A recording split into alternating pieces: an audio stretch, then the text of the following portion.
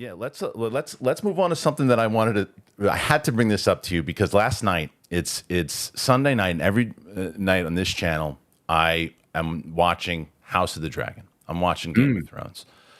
You've got an interesting history with Game of Thrones. I do. You do. You're casting the pilot, and then there's scheduling issues. You're not able to do it when they come back to it.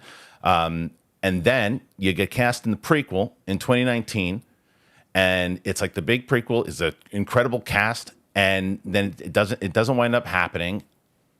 What and when? What's my curse? But that's what I was going to say. Is it really a curse though? Because I think, and you can correct me if I'm wrong here, but at 2019 you're cast in that. If that goes through, do you do Stranger Things? Right. So maybe it wasn't. So at the time, as you were saying before with the Beatles thing, you're saying you're like, oh, this is, they had this, they did that, and take it easy. And at the same time, I'm sure you thought it was a curse. What the fuck? I have this thing. I'm in Game of Thrones. I'm going to be in Game of Thrones again. And now I'm not. And then you become one of the biggest villains but one of the best characters in television. So two questions there with that.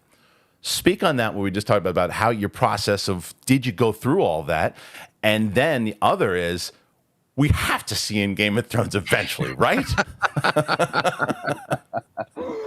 Oh, man. I mean, look, we can condense that into a very short answer, which is everything does happen for a reason. Yeah. Of course, whether it be an audition or something you make, you don't get it or it doesn't go, I would be remiss and I would be lying if I didn't say there is a personal side of you I would say that it was probably the same for any actor that feels like, oh, fuck, like, God damn it. Like I really wanted this and I wanted this to work.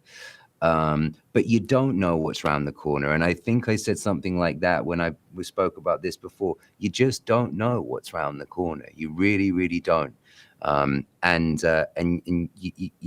Life happens in a very mysterious and beautiful way, and you just kind of have to roll with it sometimes. So that's my kind of both feeling and opinion on that. And do we have to see me in Game of Thrones sometimes?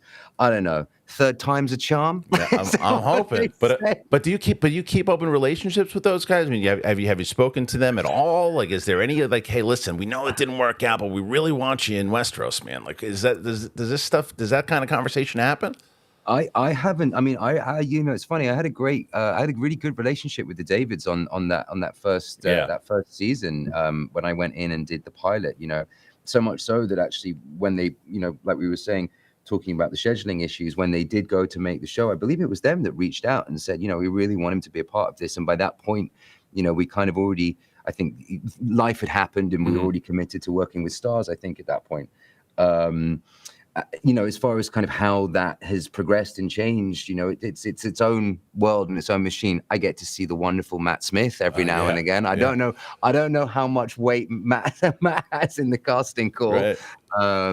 So yeah, but of course, I think it's one of those things where if it's right, and look, I'm so glad House of the Dragon is working the way that it is, and I'm so glad that the fans are feeling honored by that show because it deserves it. It really, really does, and that world is really important. So yeah, I mean, I'm an actor. I'm a complete whore. I'll take it. when it comes at you, you're gonna get it. Haktua.